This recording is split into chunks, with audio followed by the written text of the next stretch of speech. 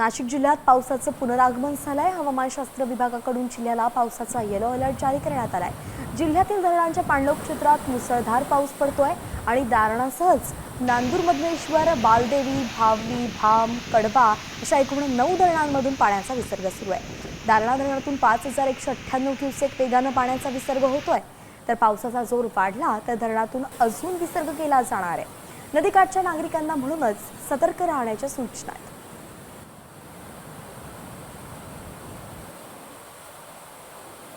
तर आपण पाहतोय दारणा धरणात 5198 क्युसेक वेगानं पाण्याचा विसर्ग सुरू आहे। तर नांदूर, मधमेश्वरमध्ये 4769 क्युसेक वेगानं पाण्याचा विसर्ग होतोय।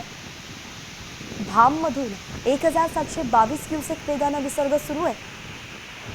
कडबामध्ये 1218 क्युसेक वेगानं पाण्याचा विसर्ग होतोय। पाठोपाठ वाकीमध्ये 924 क्युसेक वेगानं पाण्याचा विसर्ग सुरू आहे।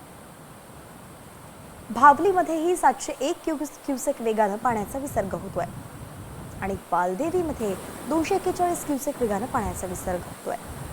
तर शेवटी करंजवणमध्ये 100 क्युसेक पाण्याचा विसर्ग होतोय। आळंदीमध्येही 30 क्युसेक वेगानं पाण्याचा विसर्ग सुरू असल्याचं कळतंय।